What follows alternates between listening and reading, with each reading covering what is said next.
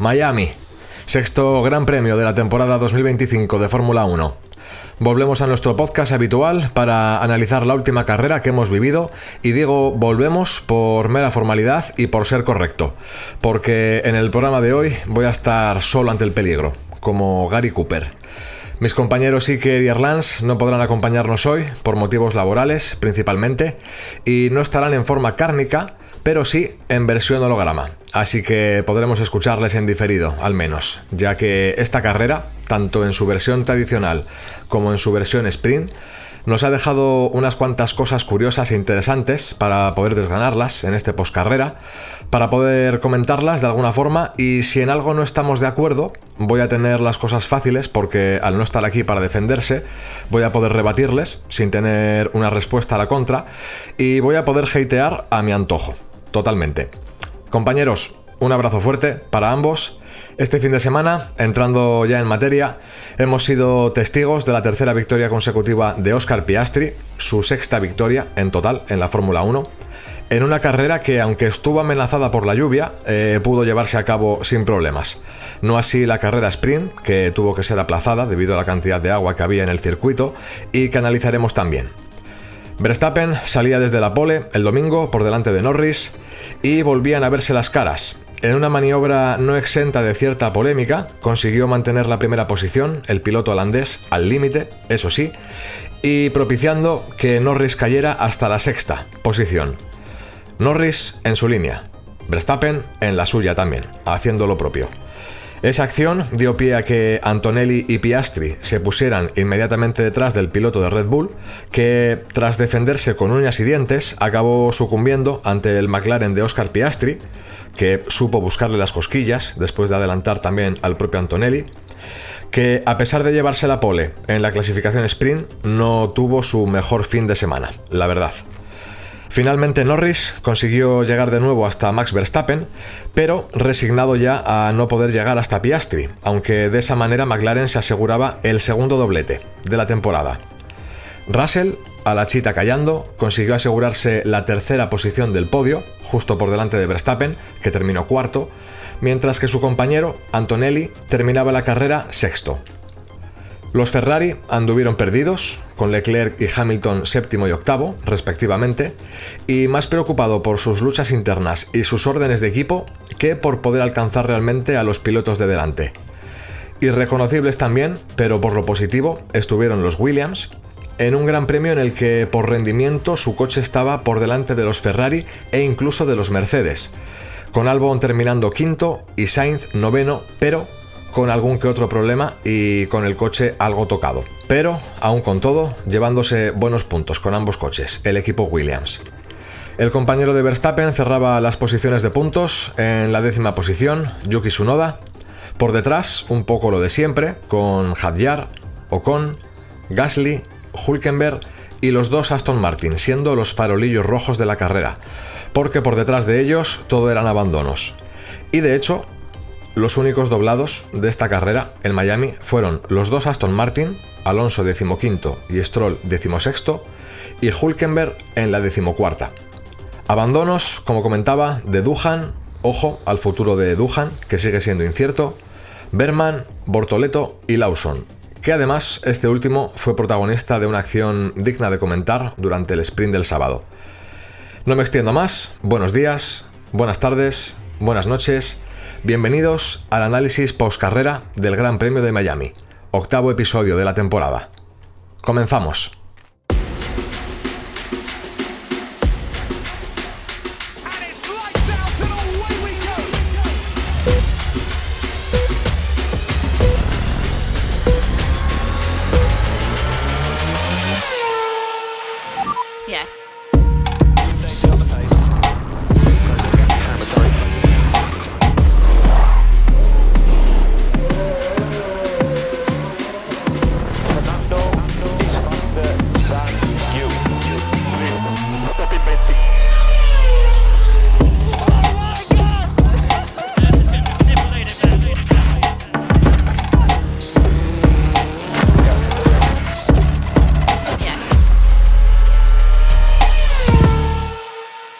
Arrancamos el episodio número 31, como ya os he anticipado, conmigo únicamente, en el frente de batalla.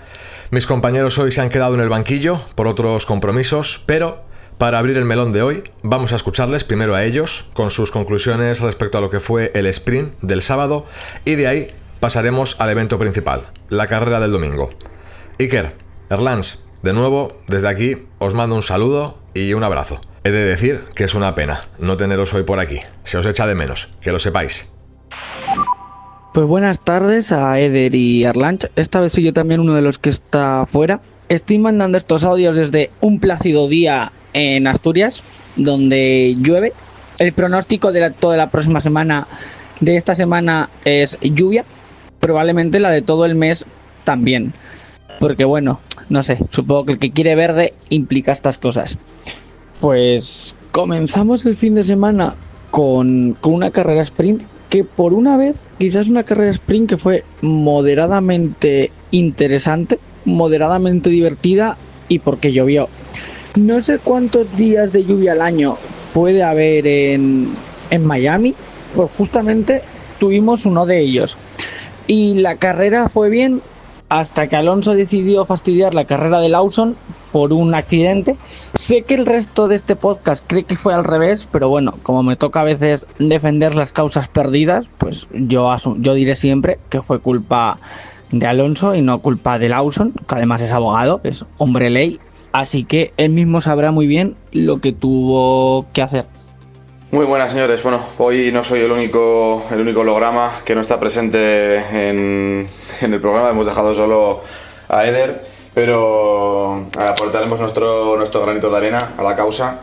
Han pasado cositas y merece la pena mencionarlo.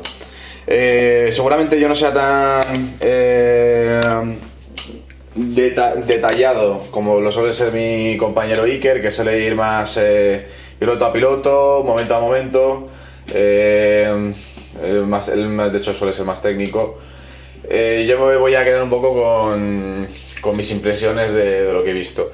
Lo que es la sprint, os voy a ser sinceros, la sprint para mí perdió bastante interés. O sea, yo evidentemente pues lo vemos porque es Fórmula 1 y da igual lo que nos pongan, que lo vamos a ver. Pero me pasó lo que me ha pasado en muchas ocasiones cuando hemos tenido carreras o épocas de dominación total que no había ningún tipo de interés. Que es que después de la salida y ver que todo se normaliza, pierdas la atención. Porque es que no hay mucho más que ver, al final lo acabas poniendo de fondo.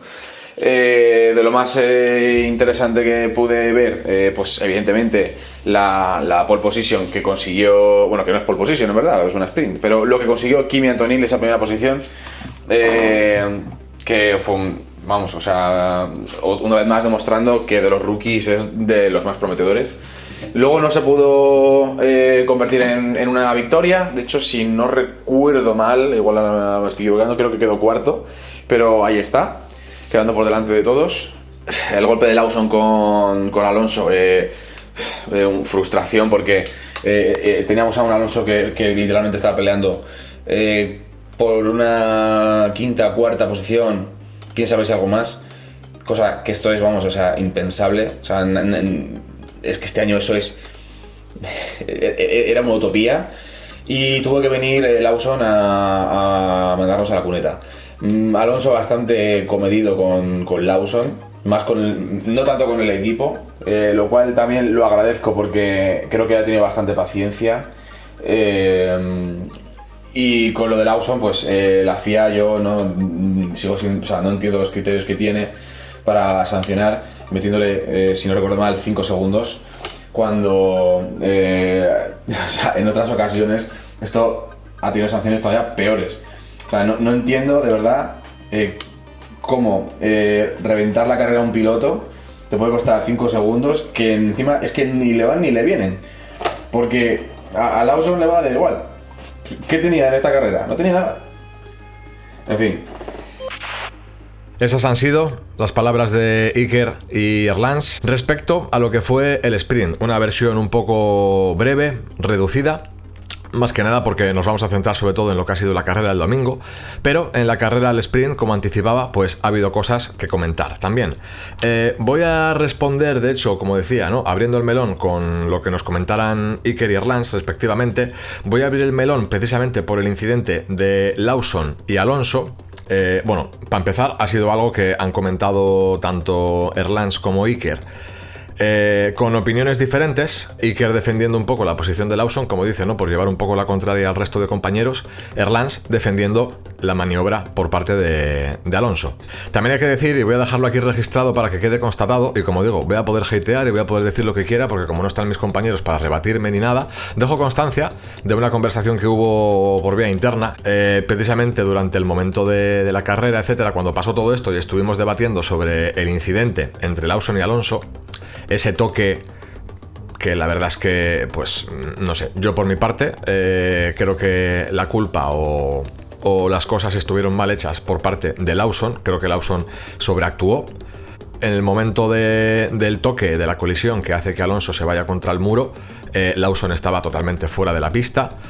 Creo que no tenía la posición ganada, ni mucho menos, y al final ese toque, yendo por fuera, te acabas cargando la carrera de otro piloto que tiene que abandonar directamente. Y luego encima Lawson defendía, bueno, a ver, evidentemente cada uno va a defender lo suyo, pero Lawson decía que él no había hecho nada malo por su parte, no veía que tuviera ninguna culpa, no era la intención de dejar a Alonso fuera, pero creía que toda la culpa era de Alonso. En este caso, pues como Iker, que defiende la maniobra de Lawson. El hombre ley, pues no sé yo qué ley de la jungla, igual, porque como decía, en ese debate que teníamos por vía interna, hubo un momento que de hecho el compañero Iker decía que lo veía como un mero lance de carrera, a lo que yo respondí por escrito y te lo respondo desde aquí también, los sin ningún tipo de fanatismo ni nada también, pero como digo, yo por mi parte coincido con las palabras de Erlans respecto a ese incidente. Creo que era culpa de Lawson totalmente, de hecho fue sancionado a posteriori después del sprint. Una sanción de 5 segundos que me pareció ridícula, también hay que decirlo, que es algo que ha comentado Erlans, eso de las sanciones, ¿no?, y esa diferente vara de medir con unos y con otros, pero sanción de 5 segundos, además de algún punto en la superlicencia, creo, cuando en situaciones parecidas, o por haber obstaculizado o por haber causado una colisión, o incluso sin ni siquiera haber causado una colisión, como decía Erlans, ha habido sanciones peores por motivos igual que este. A mí la sanción de 5 segundos, insisto, me pareció ridícula. Si nos vamos, creo que fue al Gran Premio de Australia del año pasado, recordemos que a Alonso le sancionaron con 20 segundos por un rebufo, por un aire sucio que le había dejado en teoría a Russell, y ese aire sucio, ese rebufo mal cogido, por decirlo así, hizo que Russell se saliera de pista y tuviese ese incidente al final con esa investigación, y acaban sancionando a Alonso, que iba muchísimos metros por delante, es decir, viendo las repeticiones y todo, es que era absurdo. Le sancionaron con 20 segundos. En este caso, que Lawson se lleva puesto a Alonso desde fuera de la pista en una maniobra de adelantamiento bastante fuera de sí, le sancionan con 5 segundos. Bueno, como digo, la sanción me parece ridícula, pero al menos hubo sanción que a mí, personalmente, me parecía lo justo. Más allá de eso, pues creo que es mencionable la salida entre Antonelli y Piastri, en la que Antonelli, bueno, intentando defender su posición, Piastri se lo come. Manda una radio diciendo que Piastri la ha sacado totalmente fuera, que le ha forzado a salir de la pista. Y bueno, le dicen que es un poco, al final le dicen que es un poco lo que hay, es primera vuelta, no va a haber más acciones al respecto, y Antonelli responde con una radio indicando que está bien saberlo.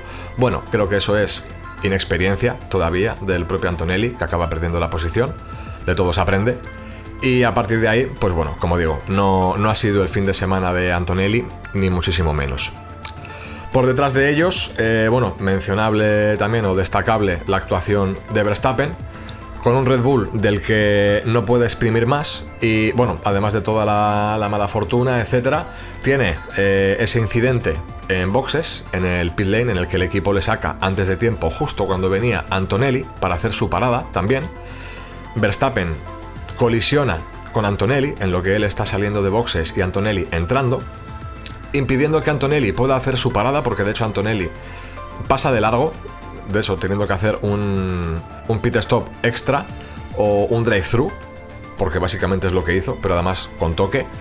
A Verstappen se le arruina la carrera porque además en ese toque pues destroza bastante el alerón y le acaba costando esa sanción por unsafe release, que al final, como la carrera termina justo en el momento en el que se marcha el safety car, termina mandando a Verstappen totalmente fuera de los puntos.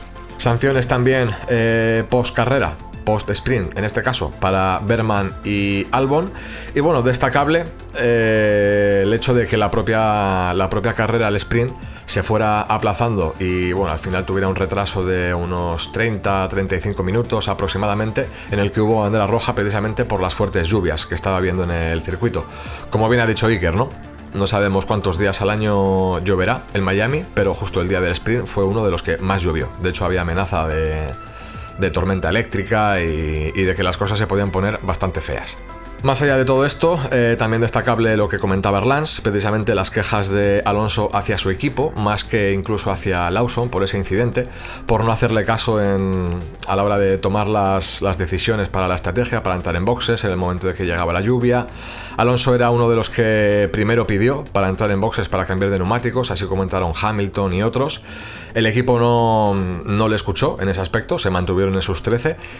Tardaron varias vueltas en meter a Alonso a boxes y de hecho Stroll hizo su parada antes que el propio Alonso, a lo que Alonso pues dejaba unas palabras, le mandaba un mensaje al equipo diciendo que pues bueno, no estaba satisfecho, ni mucho menos, y así se le veía en las declaraciones. Hay que decir que dentro de lo que fueron las cosas y con todos los retrasos, etcétera, pues la carrera estuvo bastante bien. Ese safety car, al final, pues yo creo que nos descafeinó un poco la cosa, ¿no? Seguramente el sprint hubiera estado mejor si hubiera terminado en bandera verde. Bueno, en bandera verde terminó, pero quiero decir, hubiera estado bien que hubiéramos tenido, ¿no? Pues 2 o 3 vueltas al menos para poder ver el final, y además, habiéndose compactado todo el grupo, pues que hubiera podido haber algún tipo de batalla.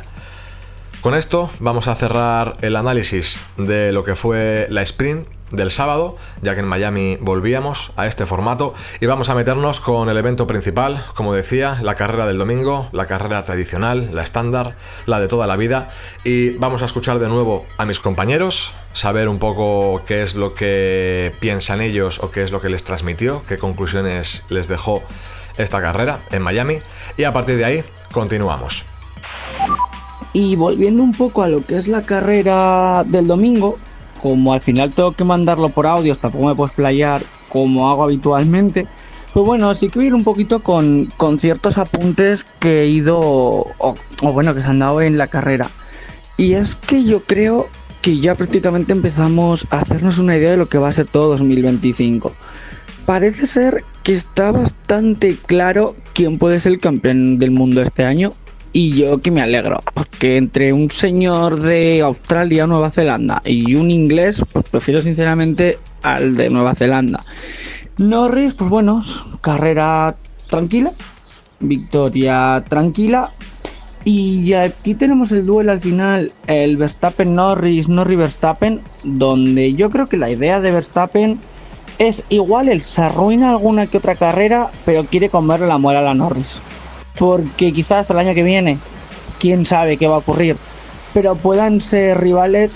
Cuanto más le comas la moral a uno de los pilotos, yo creo que va a ser mucho mejor. Irá poco a poco dividiendo.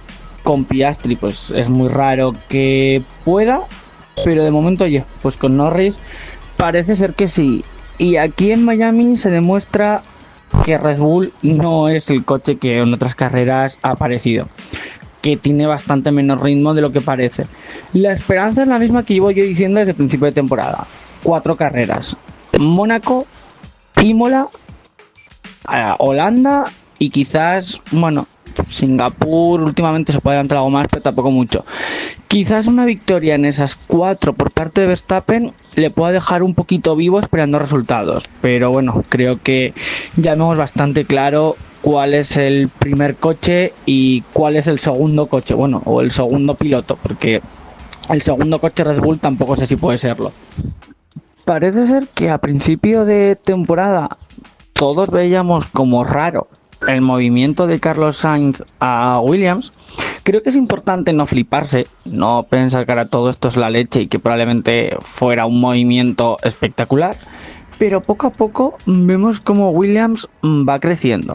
Habrá que ver si esto es un espejismo fruto del último año de desarrollo o va a haber algo más, pero oye, creo que más o menos podemos ser optimistas. Sí que parece que esta carrera han ido bien, alguna otra carrera no ha ido mala. Entiendo que todavía tendrán que dar ese pasito de intentar no ser décimos ni novenos, pero bueno, oye, es importante estar ahí. No como Aston Martin, que bueno, pues están, pero claramente son el peor ahora mismo ya. No faltará mucho para ser el peor coche de todo el campeonato. Supongo que ya estarán tirando todo a 2026. No les queda más opción, porque están bastante perdidos. Como perdidos creo que también están los Ferrari. Porque si bien en otras carreras venían de hacer resultados no buenos, pero tampoco malos, en Miami sí que podemos ver cómo estaban bastante perdidos. Una clasificación de sábado terrible, si no recuerdo mal, no tengo los datos delante, pero creo que son octavo y décimo y acaban, si no recuerdo mal, séptimos y octavos, es decir, adelantas un poco lo que te pilla, pero tampoco haces una gran carrera. Quizás Miami sea un espejismo o sea una parte de realidad, no lo sé, pero bueno, sí que creo que es una cosa ya a tener en cuenta, que a lo mejor también es otro equipo que se tiene que empezar a plantear todo para 2026. Y por último, en cuanto un poco a los coches especiales que nos han traído a Miami, supongo que hay que mencionar varias cosas. Una de decoraciones y otra mi nuevo coche favorito. En cuanto a decoraciones, Ferrari horrible, para eso no hagas nada. El coche sí que era bastante feo. El mono a mí personalmente no me desagradaba, parecía muy bonita esa combinación de azul con blanco. El Racing Bulls, o como Cristo se llame ahora, el antiguo equipo conocido como Toro Rosso, esa parte de rosa no me parecía feo, igual hubiera molado todo con cierto tono más metálico, pero bueno, esto es peso y los coches son mate porque son mucho más cómodos. Y luego mi nuevo coche favorito, que son los coches de Lego. Ojalá estén toda la temporada y ojalá Aston Martin ponga ese coche en pista, porque igual es más rápido que el coche de verdad.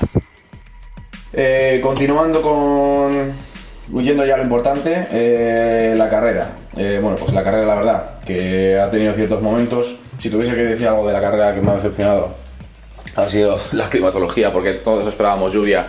Se veía, yo estaba viendo el radar de lluvias y era como, joder, había un tormentón increíble sobre la zona de Miami y es una pasada que no llegas a caer nada en el circuito. O sea, sí que llega a caer, pero no a nada a nivel de que tuviese que entrar. O sea, lo que determinó un poco, lo que cambió un poco el curso de la carrera fueron más los abandonos que otra cosa. Voy a empezar un poco por abajo. Creo que ha sido la peor carrera que he visto de Aston Martin, pero bueno, o sea, quiero decir, no me impresiona, no están vendiendo nada. Ya han dicho que este año lo dejan vendido y bueno, pues va a ser triste ver que esto va a ser la tónica general y que probablemente no mejore. De hecho, mientras todos los demás hagan por mejorar, si ellos no hacen nada, ya no es que se mantenga, sino que va a ir a peor. Pero bueno, peor que el último no puede ser. Lo que pasa es que ya va a ser, no sé, a este paso, o sea, una circunstancia de que les van a doblar, que es una pasada. Estaban como creo que a 40 segundos, a más de medio minuto de cabeza de carrera, si no me equivoco con los datos. Y hablando de distancias, voy a irme al otro lado opuesto de la parrilla. Hacía ya tiempito que no teníamos una carrera con un líder a tanta distancia. Es verdad que luego Norris recorta y tal, pero tuvimos a un Piastri muy lejos. De repente, pesadillas de Red Bull y de dominio. Nuestra apuesta loca en la porra que hacemos normalmente entre nosotros, yo decidí que iba a ser cuántas posiciones perdía Lando y bueno, pues si no recuerdo mal fueron 6. Lando que bueno, remonta y salva los muebles, y Piastri demostrando cómo hay que hacer las cosas. O sea, Piastri poniendo nervioso a Verstappen, un Verstappen que ha dado una clase magistral de conducción. O sea, este es el Verstappen que yo quería ver. no el que gana mundiales con un avión de combate contra unos avionetas, sino a este que no sé si ganará el mundial, pero está demostrando que tiene manos, que puede defenderse, que saca del coche más de lo que da, y eso es lo que yo quería ver, cosa que, por ejemplo, Sebastian Vettel para mí no demostró, y bueno, creo que eso es un hecho. Entonces, Piastri, declaración de intenciones, otra vez más, dejando claro que no está para quedar segundo. De hecho, se mantiene el líder. Russell, una vez más en el podio, como que no quiere la cosa. Una carrera que, si no fuese por la batalla que hemos tenido con Verstappen y los McLaren, pues hubiese sido mucho más aburrida, la verdad, no nos vamos a engañar. Su compañero Tsunoda, pues creo que acabó noveno, que bueno, pues como decían en otro podcast, mejor que Lawson, pero no mejor que Checo.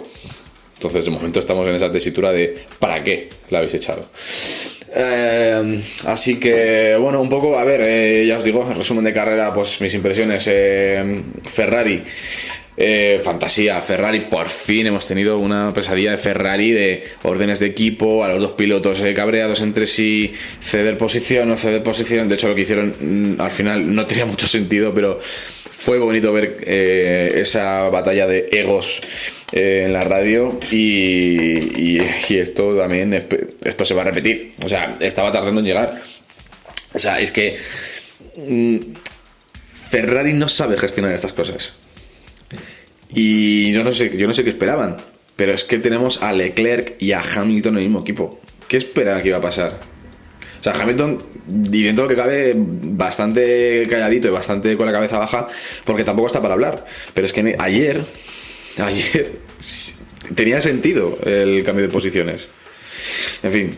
Y bueno, de Williams, pues ¿qué vamos a decir? O sea, Sainz tuvo una pérdida de carga aerodinámica por un toque en la vuelta 1. O sea, es decir, viendo a Sainz y viendo a Albon, se podía determinar que Williams definitivamente era mejor que Mercedes y Ferrari. Lo que pasa es que Sainz estaba conduciendo un coche pues tocado, dañado, pero vamos, o sea, carrerón de Albon. Sainz no tuvo tanta suerte, pero aún así se veían brotes. O sea, se veía que, hostia, que después del top está Williams. Y a veces incluso no tan después del top. O sea, muy impresionante, muy impresionante. Puede ser que en otra circunstancia, con un Kimi más experimentado, pues no le pillen tanto por banda como hizo Albon, pero hostia, Williams de momento tiene una tendencia muy al alza. Habiendo escuchado a mis compañeros, a Iker y Arlange, de nuevo, lo primero a lo que voy a hacer mención, coincidiendo con algunas de las cosas que ha mencionado Iker, son los coches de Lego. Y quiero hacer mención especial a ello porque me pareció un puntazo, sinceramente, a nivel personal y a nivel aficionado. Un verdadero puntazo, la verdad. Ya desde el inicio del fin de semana, que nos habían mostrado bastantes imágenes de estos coches, además, coches de Lego a escala real, por dar un poco los datos y poner un poco en antecedentes. 10 coches, uno por cada equipo. Coches que pesaban 1 tonelada y estaban hechos a base de unas 400.000 piezas. Coches que además, si no tengo mal el dato, tardaron unos 26 días en hacerse. Una de las cosas, como digo, que me pareció un puntazo es que después de que habíamos visto esos coches ahí durante todo el fin de semana, nos mostraban imágenes como que estaban ahí de exposición, sin más. De repente llega el Drivers Parade del domingo y resulta que los pilotos se montan a los coches, los han llevado a la parrilla, porque además se les podían montar neumáticos de verdad, o sea, funcionaban con su dirección y todo, y resulta que los coches andaban. O sea, se movían a un máximo de 20 km por hora, pero ojo que para un coche de Lego es que ya me parece un puntazo. Como idea para el Drivers Parade me pareció tremendo, la verdad. Y luego encima, en el momento en el que los pilotos empezaron el Drivers Parade, empezaron esa vuelta de exhibición, liderados por el Safety Car, en este caso, que también participó en esa vuelta, Bueno, los pilotos vimos cómo se empezaron a picar unos con otros. De hecho, creo que no hubo coche que llegara sano al pit lane de nuevo. O sea, hubo toques en todos. Y de hecho, hubo bastantes debris en pista. También quedaron bastantes restos porque unas cuantas piezas de Lego se quedaron por ahí, por el camino.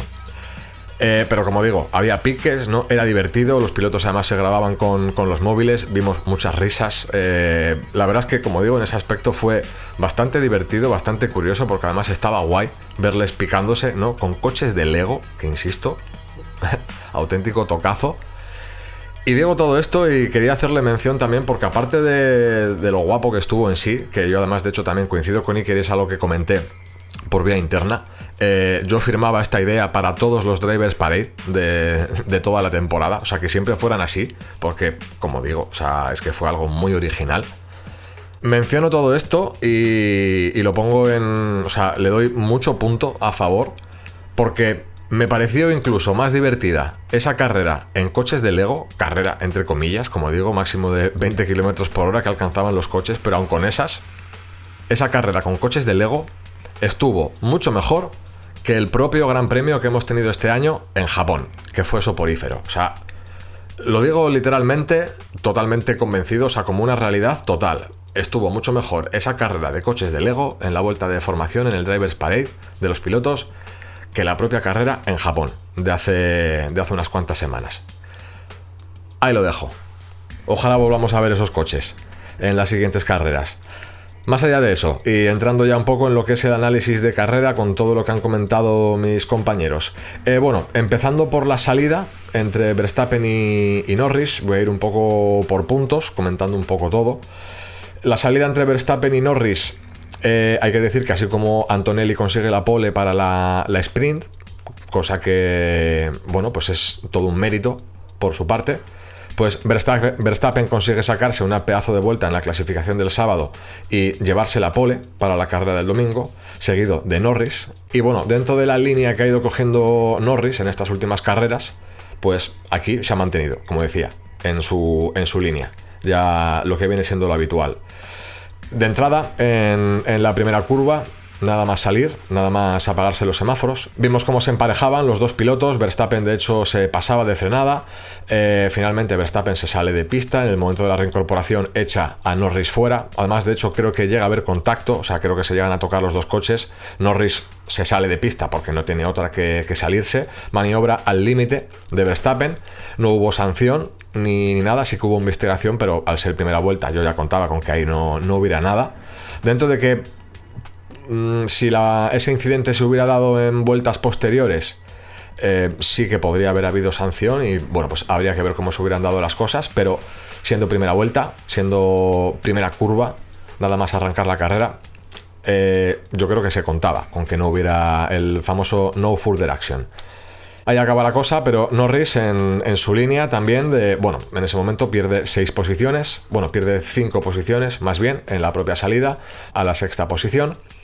A partir de ahí, bueno, son Antonelli y Piastri los que se quedan inmediatamente detrás del piloto de Red Bull. Piastri acaba adelantando a Antonelli y finalmente, en el momento que alcanza a Verstappen, porque la verdad es que le fue recortando ritmo de forma bastante rápida, bueno, le costó a Piastri adelantar a Verstappen, pero consigue adelantarle. De hecho, vimos a un Verstappen, no voy a decir fallón, porque tampoco es fallón, pero vimos un par de errores de Verstappen que no es lo habitual.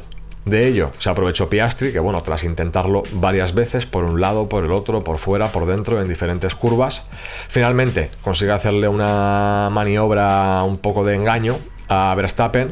Verstappen se pasa de frenada, se sale y Piastri consigue ganarle la posición. Poco después de ello, Norris, que venía ganando posiciones desde la sexta posición, adelantando a los pilotos que se iban contando por delante porque el ritmo de los McLaren aquí era muy bueno, Norris consigue dar caza a Verstappen también. La batalla con Piastri hace que Norris salga beneficiado de ello porque consigue recortarles bastante distancia. Poco después de pasar Piastri a Verstappen, le alcanza Norris. A Norris vemos que también le cuesta adelantar a Verstappen, pero como decía, Norris en su línea yo creo que incluso le cuesta más de lo que le cuesta a Piastri adelantarle. Vemos que le vuelve a sacar de pista, en un par de ocasiones. Hay alguna maniobra en la que de hecho se salen de pista los dos pilotos. Norris le cede la posición de nuevo a Verstappen, en previsión de que no le puedan sancionar o investigar al respecto. Pero, no sé, en este aspecto lo de siempre un poco con Norris, ¿no? Que le vemos que le falta ese último arreón, ese último empujón, esa frialdad en el cuerpo a cuerpo, o esa picaresca, por decirlo también de alguna forma, en la que, bueno, no puedes caer siempre en la misma. Si intentas adelantarle por fuera, o sea, ya sabemos que Verstappen adelantarle por fuera es prácticamente imposible, no te va a dar espacio. Por dentro va a ser complicado, pero es que por fuera va a ser imposible. Antes os vais fuera los dos. Norris como que siempre cae en los juegos de Verstappen y, no sé, a mí, como digo, sensación personal, creo que le cuesta más a Norris adelantar a Verstappen que al propio Piastri. Incluso, como digo, ¿no?, en esa maniobra en la que los dos se salen fuera, pues hombre, si eres un poco vivo, pues igual te buscas las castañas para que sea el otro piloto el que se salga fuera, tú mantienes el coche dentro de pista y le has ganado la posición. Al final se la tienes que devolver de nuevo y empezar desde cero, como quien dice. Entonces, bueno, Norris en su línea. En esta carrera Piastri le ha sacado todavía más puntos a Norris. Piastri afianza su liderato. Ya lleva 4 victorias esta temporada, 3 de ellas consecutivas, y coincido con las palabras de Iker en las que dice que, bueno, ya se van posicionando un poco las cosas, ¿no? Estamos viendo a un Piastri muy, muy fuerte, muy regular, y como comentábamos también en programas anteriores, en el caso de Norris, cuando ya tienes que buscarte las castañas, no siendo el líder, sino habiendo perdido el liderato, y cuando te están sacando puntos, el trabajar bajo esa presión y el recuperar el liderato o volver a sacar ventaja, pues se puede convertir en una complicada tarea. Entonces a Norris en ese aspecto, pues vamos a ver cómo le van las cosas, porque ahí es donde creo que Norris está demostrando y ha demostrado que le falta ese último toque de tecla, por decirlo de alguna forma. Muy bien por parte de Piastri, como digo, que bueno, consiguiendo el doblete para McLaren, bueno, Piastri consigue afianzar su posición. Veo a Piastri un piloto con mucha más madera en ese aspecto. En el caso de la lucha con Verstappen, pues bueno, le veo a la altura. Vale que no es campeón del mundo, vale que todavía es un piloto con bastante inexperiencia con respecto a lo que es Verstappen, por ejemplo. Pero bueno, no defraudó para nada en absoluto, creo, la actuación de Piastri. Al final esas maniobras adelantando a Verstappen y cómo lo consigue finalmente, ¿no?, provocando también un poco ese error de Verstappen, que no es algo habitual, pues creo que se afianza Piastri y ojo, porque, bueno, todo puede cambiar todavía, quedan muchas carreras por delante, pero creo que Piastri está demostrándose con madera de campeón. O sea, sinceramente, creo que podría darse el caso de que este fuera el año de Piastri. Y si nos debatimos entre Piastri y Norris, si no metiéramos a Verstappen en la ecuación, dentro de que Verstappen se está marcando una actuación increíble también con el coche que tiene, entre Piastri y Norris me decanto ya muchísimo más por Piastri. Verstappen, otra carrera en la que consigue salvar los muebles, al final se cae del podio, termina en la 4ª posición, pero con el coche que tenía es que creo que no había para más, sinceramente. Consigue salvar los muebles, al menos. Si sigue manteniéndose ahí, Verstappen, que bueno, McLaren se ha demostrado, ¿no?, que es el primer coche, y como comentaba Erlans, de hecho, en esta carrera terminaron a 30 y pico segundos de ventaja del siguiente coche, que era el de Russell. Tienen margen, al menos en esta carrera lo han tenido, pero Red Bull tampoco, bueno, Verstappen realmente no está tan lejos, y si Red Bull consigue mejorar un poco ese coche, pues vamos a ver qué es lo que podría hacer Verstappen, pero al menos se sigue manteniendo ahí, sin terminar de desdibujarse. Dicho esto, paso al siguiente tema que me parece más relevante, el tema de las órdenes de equipo de Ferrari. Bueno, órdenes de equipo, esos cambios de posición, ¿no?, entre el uno y el otro, que además creo que les hizo perder bastante tiempo.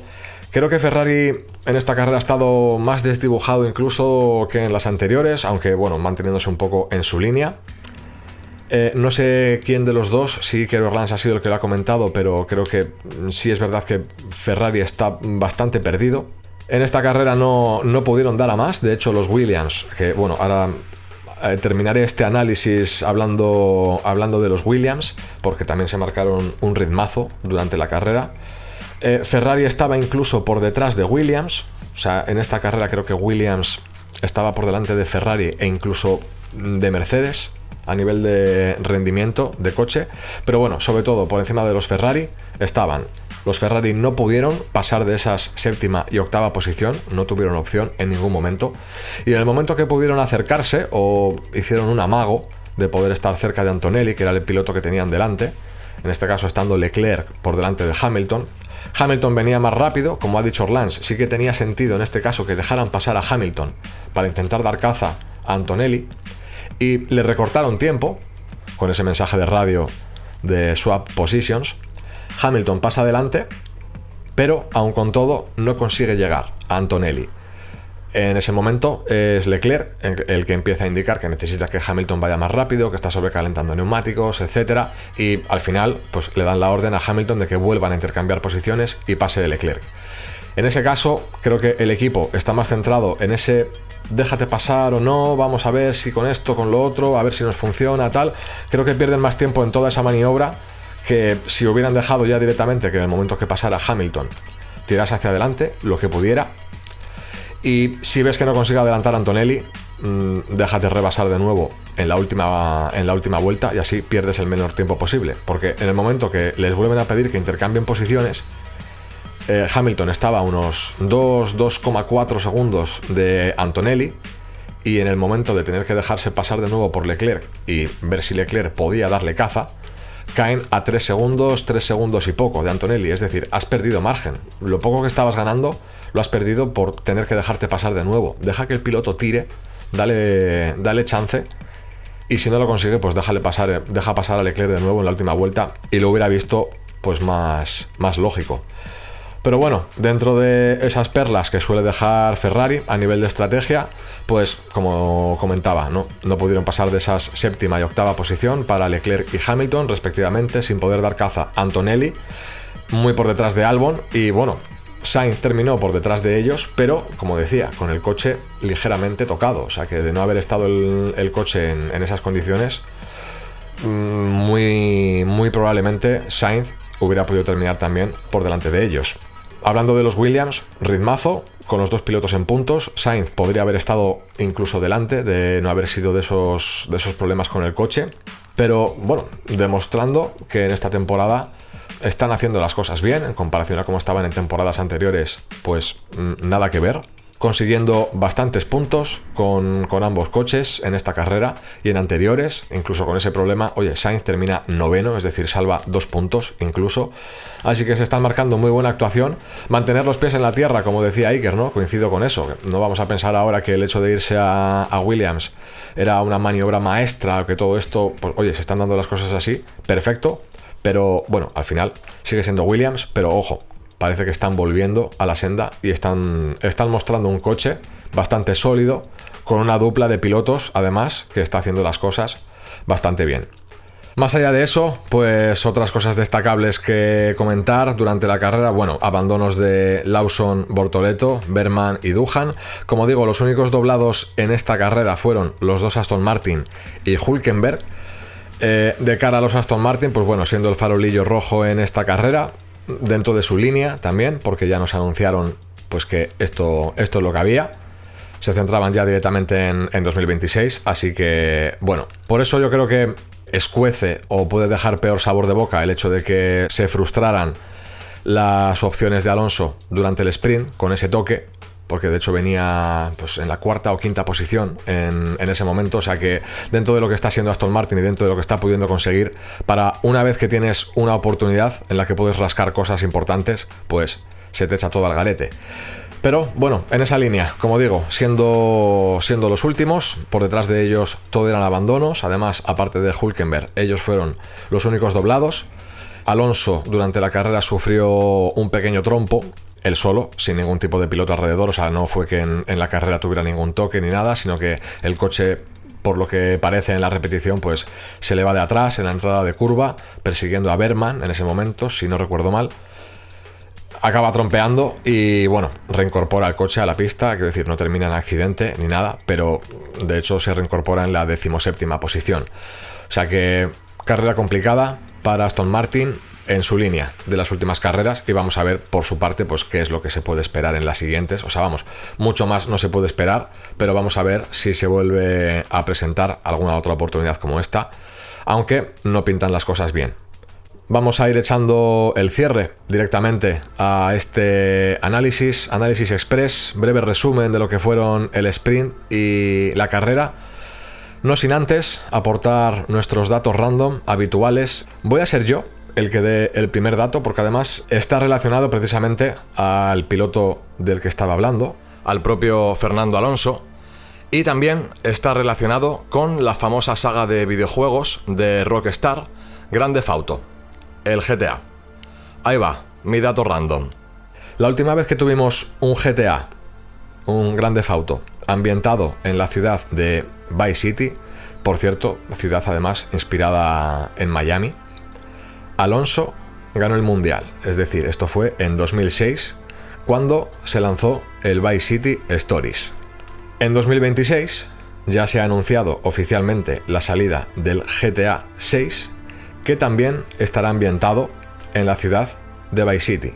Y para 2026, en teoría, el equipo Aston Martin, con Adrian Newey diseñando el coche, los nuevos motores, etcétera, y Fernando Alonso en el equipo, pues se da esa circunstancia, ¿no? Esto es también anticipar cosas, pero dentro del dato es que 20 años después del último juego sale otro juego inspirado en Vice City, y la última vez que eso sucedió, Alonso ganó el Mundial. Ahí lo dejo. Vamos a pasar a escuchar los datos random de mis compañeros, de Iker y Erlans, y con esto vamos a echar el cierre directamente al programa de hoy. No sé si esto va a servir como dato random, pero si este año Óscar Piastri gana el Mundial, lo haría en el tercer año en la escudería, en su tercer año consecutivo en Fórmula 1. Si esto se cumple, ganará el del año 2026 y no volverá a ganar un Mundial más en 20 años. Saquen vosotros las conclusiones de por qué lo digo. Del dato random, os voy a aportar un dato random y medio, ¿vale? Uno complementando al otro. El primero sería que solo 4 pilotos han ganado 3 carreras consecutivas en la era híbrida desde 2014, que sería Lewis Hamilton, Nico Rosberg, Max Verstappen y Óscar Piastri, en ese orden.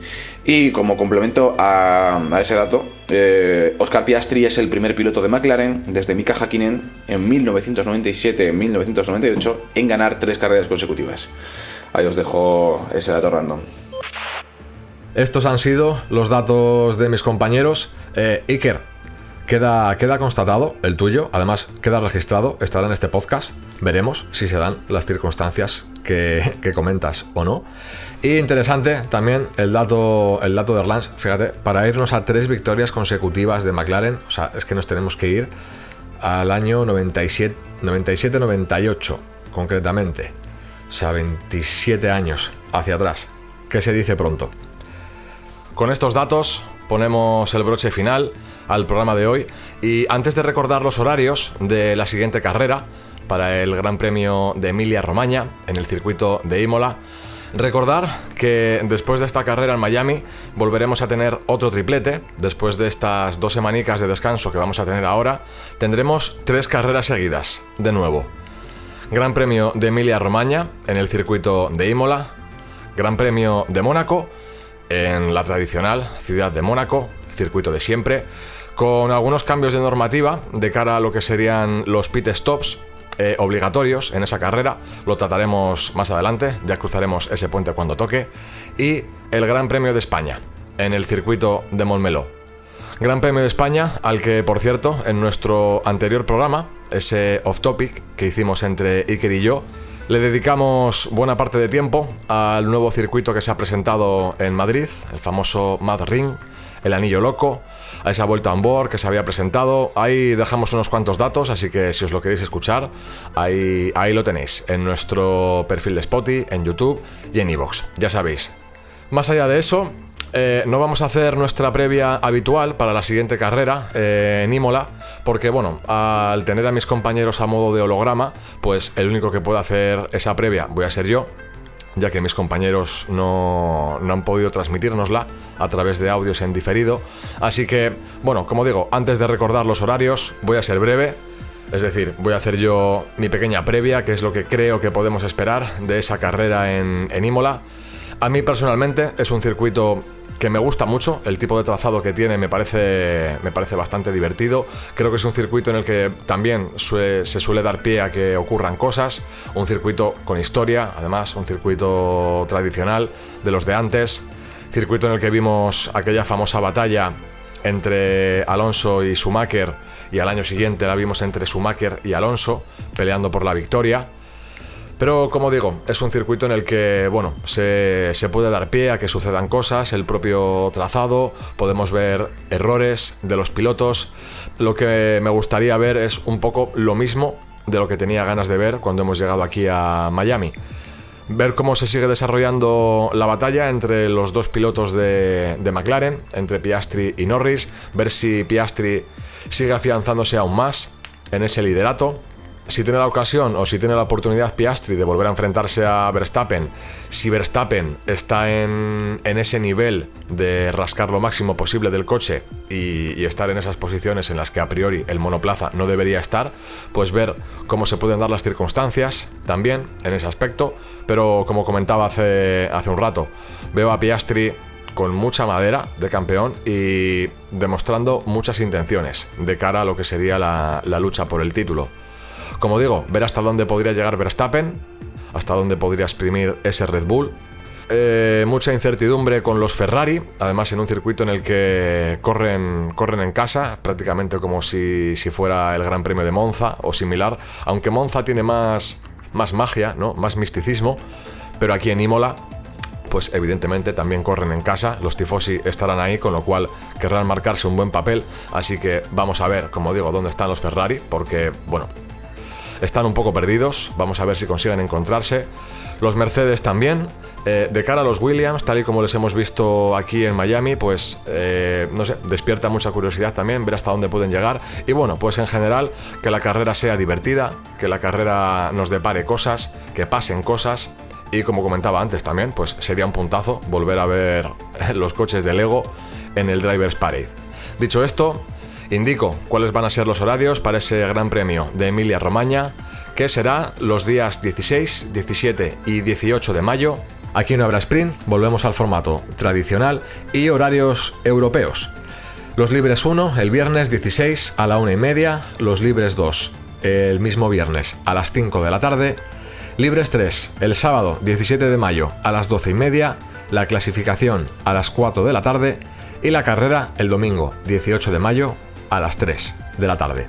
Las cosas después de Miami han quedado bastante interesantes, con un Piastri que se afianza en la primera posición, y después de esa carrera, pues vamos a ver si nos podemos volver a juntar, como decía, todo el equipo al completo de nuevo para poder analizarla en condiciones. Y no estando yo solo aquí en la trinchera, que como decía, pues al final parece que no, pero se os echan falta, compañeros.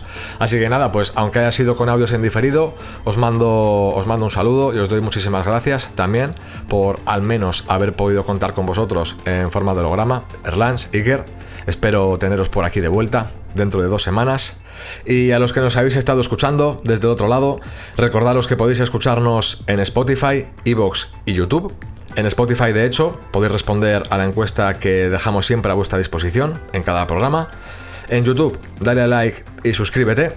Y bueno, en Spotify, danos 5 estrellas, que son gratis y nos van a venir muy bien. Nos podéis seguir en Instagram y en X, @formulapaddock_. 1 millón de gracias a los que habéis estado ahí escuchándonos. Desde aquí ha sido un placer, al menos por mi parte, que para eso he estado aquí cumpliendo al pie del cañón, no como el resto. Nos volvemos a escuchar dentro de 2 semanas. Cuídense y hasta pronto. Un abrazo.